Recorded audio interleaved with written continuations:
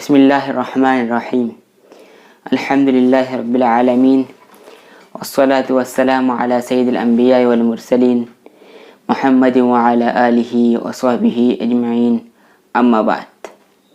نوجوان ساتھیوں، عزیز بھائیوں، بزرگوں اور دوستوں، سب سے پہلے جب میں اپنی بات شروع کروں، میں آپ سب کا تہہ دل سے شکریہ ادا کرتا ہوں کہ آپ نے مجھے ساتھ دیا، اور آپ کے ساتھ سے، آپ کے محبت اور پیار سے ہی میں نے 1000 سبسکرائب بلکہ اس سے زیادہ پورے کیے۔ آپ سب کا میں ممنون اور مشکور ہوں، اور معافی بھی چاہتا ہوں کہ میں نے آپ کو دیر سے شکریہ کہا۔ جزاکم اللہ خیراً واحسن الجزا۔ دوسری بات، میں علم کے موضوع پر بات کر رہا تھا، آج انشاءاللہ اس کا 4واں ایپیسوڈ آپ کے سامنے پیش کروں گا، اور یہ آخری ایپیسوڈ ہے۔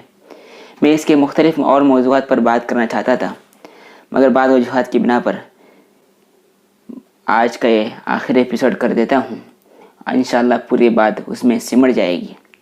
اسلام نے سب سے پہلے تحصیل علم کے حصول کو بنیاد بنا کر ایک بڑے انقلاب کا آغاز کیا ہے، اس لیے کہ علم ہر قسم کی روحانی اور مادی ترقیات کا زینہ ہے۔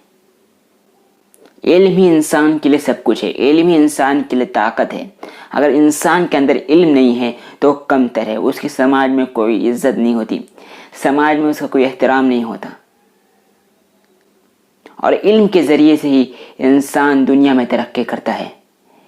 شریعت میں علم پر سب سے زیادہ زور دیا گیا ہے، اور انسان کو علم کی بنیاد پر ہی دنیا کی ساری مخلوقات پر افضلیت ہے، اس کو شرف حاصل ہے۔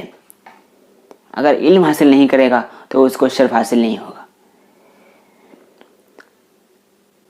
اللہ تبارک و تعالیٰ نے حضرت نبی کریم صلی اللہ علیہ وسلم پر جو سب سے پہلے آیت نازل فرمائی، اقرأ بسم ربک الذی خلق خلق الانسان من علق اقرأ وربک الاکرم الذی علم بالقلم الذی علم بالقلم علم الانسان ما لم یعلم۔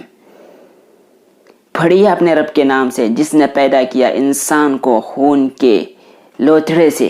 علم طلبہ اور علماء کو بلند مقام قرآن آیات میں دیا گیا ہے، اور وہ بلند مقام کے ذریعے عام لوگوں کو بھی علم حاصل کرنے کی ترغیب دی گئی ہے۔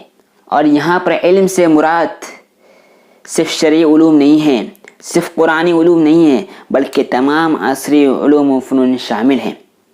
ایک مشہور کتاب ہے اثر الاسلام علی ثقافت الاسلام، اس کے مصنف ہیں محمود علی الشرقاوی۔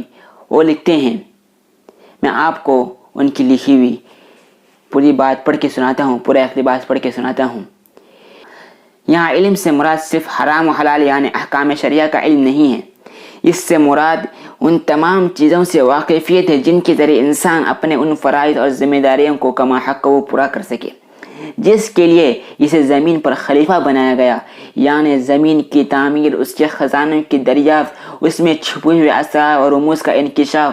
اس میں وہ علم بھی شامل ہے جو نباتات، پیڑ پودوں کی ترقی اور نشو و نما میں مددگار ہو، اور زمین کے بہتر پیداوار نیز اس کی زرخیزی میں معاون ثابت ہو۔ قرآن اس علم کی طرف بھی دعوت دیتا ہے جس کے ذریعے حیوانات اور جانوروں کی بہتری ہو سکے، انہیں انسان کی خدمت کے لیے مسخر کیا جا سکے۔ اس میں اس علم کا حصول بھی ضروری ہے جس کے ذریعے جائز طریقوں سے کسب معاش، سنیے صاف، جائز طریقوں سے کسب معاش اور دولت کا حصول ممکن ہو۔ اس میں اس علم کی بھی تحصیل شامل ہے جس کے ذریعے انسان مختلف امراض اور بیماریوں سے نجات پا سکے، الغرض وہ تمام علوم جو انسانیت کے لیے مفید اور نفع بخش ثابت ہوں۔ قرآن کریم اور سنت نبی صلی اللہ علیہ وسلم کے روح سے ہر انسان کو حاصل کرنا چاہیے۔ یہی وجہ ہے کہ اسلام کی نظر میں علم کو انسانی زندگی کے تمام عناصر میں اولین عنصر کی حیثیت حاصل ہے۔ آپ مثال کے طور پر علم فلکیات کو لیجئے۔ مسلمانوں نے علم فلکیات کے میدان میں بڑے بڑے کارنامے انجام دیے ہیں۔ عباسی خلیفہ مامون رشید نے بغداد میں بیت الحکمہ قائم کیا تھا۔ جس میں ہزاروں نادر و نایاب کتابوں کے علاوہ ایک فلکی درسگاہ بھی بنائی تھی، جس میں ماہرین فلکیات کا ایک گروہ ستاروں کے حرکات و سکنات پر نگاہ رکھتا تھا، اور اس نے ستاروں کی چال کو معلوم کرنے کے لیے خبر بھی تیار کی تھی، اور زمین کے حجم کو ناپنے کا آلہ بھی تیار کیا تھا۔ زمین و فلکی دوریاں ناپنے کے لیے جن مسلم سائنسدانوں نے آلہ تیار کیا تھا، اس میں سر فہرست خالد بن عبد الملک مروزی ہے، سند بن علی اور علی بن مالک عیسیٰ استرلابی ہے، اور بیت الحکمہ کے سربراہ و نگراں یحییٰ بن ابی منصور اس ٹیم کے سربراہ تھے، اور رات دن ارقریزی کے بعد 215 ہجری تا 217 ہجری کے درمیان بغداد کے جبل قاسی اور دمشق کے جبل قاسین پر اضطراب فلکی آلہ کا کامیاب تجربہ کیا گیا۔ فلکیات کے ماہرین میں موسیٰ بن شاکر، ابو معشر بلخی اور ثابت بن قرہ اور بیرونی دبوس جانی کو عالمگیر شہرت حاصل ہوئی، اور ان کی کتابوں کا لاطینی زبانوں میں ترجمہ ہوا، جس سے یہ بھرپور استفادہ ہوا۔ میں آپ کو یہ عبارت اس لیے پڑھ کر سنایا کہ جتنے بھی آج دنیا میں تحقیق ہوئی ہے، اس کی شروعات مسلمانوں نے کی تھی، اس کی شروعات مسلمانوں نے ہی کی تھی۔ مسلمان پیچھے ہٹ گئے، اور جس تحقیقات کو مسلمانوں نے کیا تھا انہوں نے اسی بنیاد پر ترقی کی، اور آج ساری دنیا میں اس کا ڈنکا ہے۔ یہ ہماری غلطی ہے، ہم نے تحقیق کو میدان کو چھوڑ دیا، ہم نے ان سب چیزوں کو چھوڑ دیا، ہم نے صرف اسی کو اسلام سمجھ لیا، ہم نے صرف اسی کو دین سمجھ لیا۔ مجھے معاف کرنا، اسلام کو اور انہیں دقیانوس لوگوں کی وجہ سے نقصان پہنچائے جو لوگ صرف اسی کو اسلام سمجھتے ہیں۔ یہ غلط ہے، یہ بھی غلط ہے۔ اگر کوئی ایسا سمجھتا ہے اور جدید علوم کو اور دین علوم کے درمیان تقسیم کرتا ہے، وہ شریعت اسلامیہ کے ساتھ خیانت کرتا ہے۔ تمام علوم اللہ کی اتارے ہیں، جیسا میں نے آپ کے سامنے پڑھ کر سنایا، وہ مسلم سیاستدانوں کے نام سنائے۔ انہوں نے پہلی مرتبہ فلکیات کا تجربہ، پہلی مرتبہ سیاروں کو ناپنے کا آلہ تیار کیا۔ یہ کون تھے؟ مسلم سائنسدان تو تھے، اتنا بڑا تجربہ کیا اس دور میں، مگر ہم نے تحقیق کے میدان کو چھوڑ دیا۔ ہم کو اس میدان میں ہمارے کھوئے ہوئے علم کو، ہمارے کھوئے ہوئے وقار کو دوبارہ حاصل کرنے کی ضرورت ہے۔ ایک بہت بڑے کاتب ہے، بہت بڑے عالم دین بھی ہیں اور پروفیسر بھی رہ چکے ہیں، پروفیسر محسن عثمانی صاحب۔ میرے سامنے ان کا آرٹیکل پڑا ہوا ہے، مضمون پڑا ہوا ہے، اس میں سے بھی آپ کے سامنے میں چند لینے پڑھ کے سناتا ہوں، پھر اپنی بات میں آپ کے سامنے رکھوں گا۔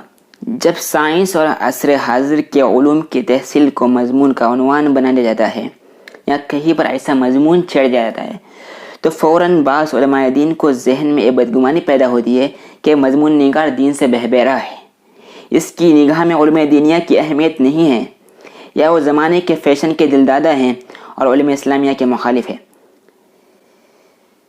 مگر یہ بات سوچنا غلط ہے۔ جو بھی یہ لکھ رہا ہے، اگر ہم اس سے واقف ہیں کہ اس کا ذہن اس طرف مائل نہیں ہے، اگر اس کے باوجود بھی اگر ہم اس کے بارے میں جانتے ہیں کوئی ایسا بندہ نہیں ہے،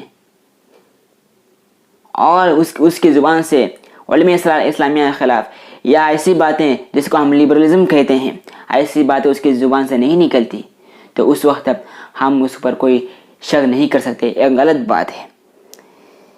میں آپ کو بتا دوں، بنیادی دینی تعلیم ہر مسلمان پر سیکھنا فرض ہے، لازمی ہے، کوئی شک نہیں۔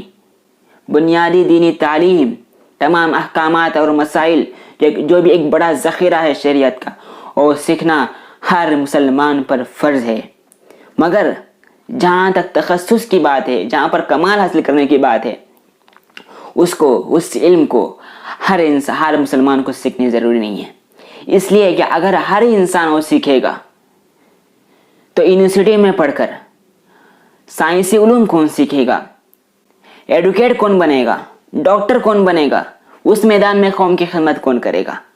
انسان کو کسی نہ کسی ایک علم میں تخصص ہونا ضروری ہے۔ علوم اسلامیہ بھی تخصص ضروری ہے، ڈاکٹر میں بھی تخصص ضروری ہے، ہر میدان میں تخصص ضروری ہے۔ اگر لا کی پڑھائی پڑھ رہا ہے تو اس کے لیے بھی تخصص ضروری ہے۔ مگر ہر میدان میں جانے والوں کو جہاں بھی جائے مگر اس کو اسلام کی بنیادی تعلیمات پہ سیکھنا ضروری ہے. اس لیے اس کو بھی الگ نہیں کیا جا سکتا, نہ اس علوم کو الگ کیا جا سکتا ہے. آپ اس فرق کو سمجھ لیجئے. اس لیے کہ میں یہ بات اس لیے بتا رہا ہوں, اگر ہمارے قوم سے, ہمارے سوسائٹی سے, اگر معاشرے سے سائنسدان پیدا نہیں ہوں گے, وکلا پیدا نہیں ہوں گے, ڈاکٹر پیدا نہیں ہوں گے, اور دوسرے قابل ایجوکیشن سے لیس لوگ پیدا نہیں ہوں گے, اور دوسرے قابل لوگ اگر پیدا نہیں ہوں گے, تو اس میدان میں کون خدمت کرے گا؟ کبھی ماضی میں اس میدان میں ہمارے مسلمانوں نے, مسلم علماء نے, امام غزالی جیسے لوگوں نے اس میدان میں کام کر کے پوری دنیا میں لوہا منوا لیا. اسی چیز کو اپنا کر کے ہم نے سارے دنیا میں حکومت کی, ہمارے پاس طاقت دی. مگر جب ہم نے چھوڑ دیا, جب ہم نے شریعت کو ہی علم سمجھ لیا, وہی احکامات کو علم سمجھ لیا, تب سے ہمارا زوال شروع ہو گیا ہے. سائنسی علوم, سائنس کا تذکرہ قرآن میں بھی ہے. اللہ تبارک و تعالیٰ نے انسان کے ناتواں کندھوں پر خلافت کا ایک بہت بڑا بار ڈالا ہے. اگر ہم دنیا کے تمام علوم نہیں سیکھیں گے, علوم کے درمیان تفریق کریں گے, اور اس میدان میں اپنے بچوں کو نہیں بھیجیں گے, تو یہ ذمہ داری کون نبھائے گا اس جدید دور میں؟ مغربی تہذیب سے ہمارا اختلاف ہے, اور رہا ہے انشاءاللہ. وہ گندی تہذیب ہے, اس سے ہمارا کوئی لینا دینا نہیں ہے. مگر وہ علوم جو ہمارا ہی کھویا ہوا دھن ہے, جو کبھی ہمارے پاس تھا, آج وہاں پر چلا گیا ہماری لاپرواہی کی وجہ سے. اگر آج ہم اس کو نہیں سیکھیں گے تو کون سیکھے گا؟ جس چیز کو لے کر وہ ترقی کر چکے, ہمارے چیزوں کو لے کر ہمارے تحقیق کی انہوں نے بنیاد بنایا, ان کتابوں کا لاطینی میں ترجمہ کروایا, ہم نے لاپرواہی کی, دنیا نے سبق سکھایا. اگر مسلمان یہ چاہتے ہیں کہ وہ دنیا میں دوسری قوموں سے پیچھے نہ رہیں, اس پر ظلم ستم نہ ہو, وقت کا حکمران اس پر غلط نگاہ سے نہ دیکھیں, تو مسلمانوں کو چاہیے کہ اپنے بچوں کو تمام علوم سے سرفراز کرائیں. اگر آپ کے 2-3 اولاد ہیں, کسی کو عالم دین بنائیے, کسی کو ڈاکٹر بنائیے, کسی کو لائر بنائیے, کسی کو سائنس بنائیے, سب کچھ بنائیے. مگر میں پھر سے کہتا ہوں, پھر سے بات دہرا رہا ہوں, شریعت کی بنیادی علوم سیکھنا ضروری ہے, ورنہ اس کا نتیجہ کیا ہوگا؟ اللہ آپ سب کا خاتمہ بالخیر فرمائے. اخروی معاملات تمام آسان فرمائے. کل موت کا وقت قریب آئے گا, اور آپ کے سرحانے یاسین پڑھنے کی ضرورت ہوگی, آپ کو کلمہ کے ورد پڑھنے کی ضرورت ہوگی. کون آئے گا؟ ضروری نہیں کوئی مولانا آ جائے, ضروری ہونے کہ مدارس کا لڑکا آ جائے. ذمہ داری سب سے پہلے آپ کے بچوں کی ہوگی, اور آپ نے سکھایا نہیں, کیسا حق پورا ہوگا؟ اللہ ہم سب کا خاتمہ بالخیر فرمائے. اور مسلمانوں نے اسی علوم کو چھوڑنے کی وجہ سے ہی آج ظلم و ستم ہو رہا ہے. دنیا کی دوسرے قومیں ان کی طرف حقیر نگاہ سے دیکھ رہی ہے, اور دوسرے لوگ ان کا مذاق بنائے ہوئے ہیں. اگر یہ سب چیزوں کو ہم کو چھوڑنا ہے, ان سب مشکلات سے اگر ہمیں نکلنا ہے, تو ہم کو علوم میں تخصص حاصل کرنا ہوگا. محسن عثمانی صاحب اور یہ لکھتے ہیں, علامہ اقبال کا جو مشہور شعر, جو عالم ایجاد میں ہے صاحب ایجاد, ہر دور میں کرتا ہے طواف اس کا زمانہ. اس شعر کے ضمن میں لکھتے ہیں, مسلمانوں نے اپنی پوری تاریخ میں وقت کے علوم کی تحصیل پر توجہ کی. بنو عباس کی حکومت کے زمانے میں جب یونانی علوم کا ستارہ اقبال بلند ہوا, اس علوم کے ذریعے عقیدہ اسلام پر تاخت و تاراج شروع ہوئی. تو مسلمان علماء اور بالخصوص امام غزالی نے ان جدید علوم کو داخل نصاب کیا, اور انہیں اسلام کا دفاع کا ذریعہ بنایا. مسلمانوں نے اس علوم میں مہارت پیدا کر لی تھی. جس طرح یونانی علوم اسلامی علوم نہیں تھے, لیکن مسلمانوں نے ان کو سیکھا, اس طرح مغربی علوم بھی اسلامی علوم نہ صحیح, لیکن مسلمان ان جدید علوم میں پہلے ہراول دستے کی حیثیت رکھتے تھے, اور مسلمانوں ہی سے یورپ نے اس علم کو حاصل کیا تھا. اب اگر خود مسلمان ان کو نہ سیکھیں گے تو خود اپنی ہی گمشدہ میراث کو حاصل کریں گے. لیکن مسلمانوں نے اپنے دور تنزل میں علم کو جدید و قدیم اور دین و دنوی کے خانوں میں تقسیم کر دیا. میں نے بات بتا دی تھی, इस तकसीम पर उनको ऐसा इसरार है जैसे ये भी कोई शरई तकसीम हो और मुनज़्ज़ल मिन अल्लाह हो, यानी अल्लाह की तरफ से उतारी हुई हो। जैसे हर कदीम मुक़द्दस हो और हर जदीद मकरूह। और लोग ये इबारत पर आजकल बहुत अमल कर रहे हैं। हर कदीम मुक़द्दस, इनकार नहीं, मुक़द्दस है, मगर हर जदीद मकरूह ये ज़रूरी नहीं है। मैं यहाँ पर सलाम करता हूँ दारुल उलूम नदरमा के बानियान को। अल्हम्दुलिल्लाह उन्होंने जिस मकसद के साथ मदरसा कायम किया था, अल्हम्दुलिल्लाह काम हो रहा है। वहाँ पर जदीद उलूम जिसको लोग कभी सीखा अपने मदरसे के दाखिले निसाब नहीं करते थे, कुफ्र के फतवे दिया करते थे, मगर आज वो लोग भी मजबूरन दाखिल कर रहे हैं।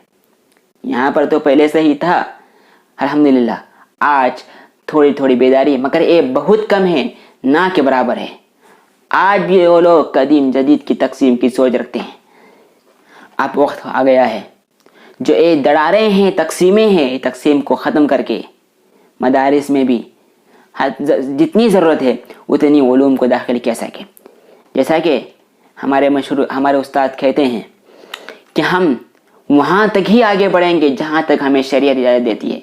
अगर जहाँ शरीयत हमको रोकती है हम पीछे हट जाएंगे, उससे आगे नहीं बढ़ेंगे। हम उसी चीज़ को हम मद्देनज़र रखते हुए इन उलूम को दाखिल करना बेहद ज़रूरी है। अगर जब हम हालात पर नज़र डालते हैं तो हमारे हज़ीमत की, हमारे नाकामी की सबसे बड़ी वजह यही है कि हमने टेक्नोलॉजी को उससे पीछे रह गए, हम टेक्नोलॉजी से पीछे रह गए। आखिर में आपको ये बात बताना चाहता हूँ, मैंने यहाँ पर कॉलेज और यूनिवर्सिटी का तज़किरा किया, मगर ये बात बेहद सोचने की है, ज़रूरी बात है कि अल्हम्दुलिल्लाह आज ऐसा ऐसा काम शुरू हो गया है, मदारिस में निसाब दाखिल होने शुरू हो गए हैं। और अल्हम्दुलिल्लाह मैं मुबारकबाद दूंगा हमारे उस्ताद मोहतरम इलियास साहब भटकली को कि उन्होंने जिस तरह के स्कूलों का पूरे हिंदुस्तान में जाद बिछाया है और जिस तरह से निसाब उन्होंने तैयार किया है कि हमारे बच्चे असरी उलूम से तो लेस हो रही हैं, जो स्कूलों कायम कर रहे हैं, कर चुके हैं और कर रहे हैं, साथ साथ असरी उलूम के साथ और दीनी उलूम में भी ऐसे पुख्ता बन रहे हैं, हाफिज़ कुरान बन रहे हैं, कुरान की तराजिम सीख रहे हैं, हदीस रसूल सीख रहे हैं। उस सब के बावजूद वहाँ असरी उलूम भी है। आज हमारे पास मौके हैं, मगर हमको इस्तेमाल करने की ज़रूरत है। हम अपनी पुरानी सोच से हट जाने की ज़रूरत है, अपनी पुरानी सोच से हट जाने की ज़रूरत है। और एक बात आखिर में एक बात करके मैं अपनी बात ख़त्म करता हूँ। अगर कोई वालिदैन, कोई सरपरस्त ज़रा अच्छी अंग्रेज़ी बोलने की या आला तालीम के नशे में अगर किसी ऐसे स्कूल में डालते हैं जहाँ पर मज़हब की तालीम दी जाती है, जहाँ पर बच्चों को शिरकी अमाल सिखाए जाते हैं और करवाए जाते हैं, तो उन वालिदैन को अपनी आखिरत की फ़िक्र करनी चाहिए, अपनी आखिरत की फ़िक्र करनी चाहिए। उन्हें अपने मरने के बारे में सोचना चाहिए, उन्हें महशर के मैदान के बारे में सोचना चाहिए। जो भी वालिदैन ऐसे इदारों में जहाँ के मुंतज़िमीन ईसाई मिशनरी से ताल्लुक़ रखते हैं, उस सोच से ताल्लुक़ रखते हैं जहाँ पर ऐसे मज़हब मैंने जो चीज़ जिक्र किया वैसी तालीम दी जाती है, तो अपने लाशों को जहन्नम में फेंकते हैं। उनको फ़िक्र होनी चाहिए कि जब महशर के मैदान में उनका बच्चा उनके सामने खड़ा होगा और अल्लाह पूछेगा तूने ये इल्म क्यों सीखा, तो बच्चा कहेगा ए अल्लाह मुझसे पहले मेरे वालिदैन की गिरफ्त करना कि इन्होंने मुझे मजबूर किया। क्या उनको फ़िक्र नहीं? जब हमारे पास मुतबादल मौजूद है, ऐसे कॉलेज और ऐसे यूनिवर्सिटियाँ मौजूद है जहाँ पर मुंतज़िमीन मैनेजमेंट मुस्लिम हो, वहाँ पर आला तालीम दी जाती है। जैसे हमारे भटकल ही को ले लीजिए, जहाँ पर अंजुमन में और अली पब्लिक स्कूल में और दूसरे स्कूलों में जिस तरह से तालीम दी जा रही है, उसके बावजूद भी अगर हम अपने बच्चों को गैरों के हवाले कर रहे हैं, ईसाई मशनरी से हवाले कर रहे हैं, जहाँ पर वंदे मातरम करवाया जाता हो, जहाँ पर सूर्य नमस्कार करवाया जाता हो, दूसरे शिरकी अमाल करवाए जाते हो, तो उनको अपने मरने की याद करनी चाहिए। मैं ये बात फिर से दोहराता हूँ, कल को जब आपका मरने का वक्त करीब आ गया, آپ کو اللہ آپ کے خاتمہ بالخیر فرمائے، اس وقت آپ کیا کریں گے جب آپ کے سراہنے یاسین پڑھنے کی ضرورت ہے، آپ کو کلمہ کے ورد کروانے کی ضرورت پڑے تو اس وقت کیا کریں گے؟ ہرگز مت داخل کی جائے ایسے اسکولوں میں۔ ہمارے پاس اعلیٰ تعلیمی ادارے موجود ہیں، الحمدللہ مسلمان قوم اتنی تنگ دست بھی نہیں ہے، اتنی بکھاری بھی نہیں ہے کہ ہم کو دوسروں کی ضرورت پڑے، ہمارے پاس آج بھی موجود ہے، آج بھی ہم ویسے ترقی کر سکتے ہیں۔ بس ہمارے پاس ایسا ہے کہ بس غفلت ہے، ایسے یوں کہہ لیجیے کہیں پر چھوٹا سا کچھ چیز رکھی ہوئی ہے، اس پر اگر تو غبار ہے، اس گرد و غبار کو ہٹانے کی ضرورت ہے، بس اتنی فکر ہے، کرنے کی ضرورت ہے۔ اگر ہم کریں گے تو وہی ترقی ہم کو مل سکتی ہے۔ ہم کو کوشش کرنی چاہیے، ہم کو اپنے بارے میں سوچنا چاہیے۔ اگر ہم جو اداروں کا میں نے تذکرہ کیا جہاں کے منتظمین مسلمان ہیں، تو ہمارا بچہ دین بھی سیکھے گا اور دنیا میں بھی ترقی کرے گا۔ کالج میں پڑھ کر ہمارا بچہ ایڈوکیٹ نہیں بنے گا، حافظ قرآن بھی بنے گا، علوم شریعہ میں بھی پختگی حاصل کرے گا۔ ہر میدان میں اس کے دونوں ہاتھ میں لڈو ہوں گے، اس کے دونوں ہاتھ میں پھول ہوں گے، اس کی دنیا بھی سنورے گی، اس کی آخرت بھی سنورے گی۔ مگر ہم ایک چیز نہیں سوچتے، اعلیٰ تعلیم کے چکر میں، اور وہ انسانوں کا خون چوسنے والے لاکھوں روپے کی فیس لیتے ہیں، مگر ہمارے اداروں میں اس سے کئی گنا کم فیس ہے۔ ایک آپ فضول خرچی سے ہی بچ جائیں گے، اور آپ کے بچوں کو اعلیٰ تعلیم ہمارے ادارے میں مل سکتی ہے، مگر اس پر ہم کو فکر کرنے کی ضرورت ہے۔ مجھے معاف کرنا، میں نے آج ذرا تلخ زبان استعمال کی، مگر مجھے کرنی پڑی مجبوراً۔ میرے بھائیوں، اگر آپ کو اس سلسلے میں آپ کے ذہن میں کوئی سوالات ہیں، آپ انشاءاللہ کمنٹ باکس میں کر سکتے ہیں۔ فی الحال مجھے دیجیے اجازت، والسلام علیکم ورحمۃ اللہ وبرکاتہ۔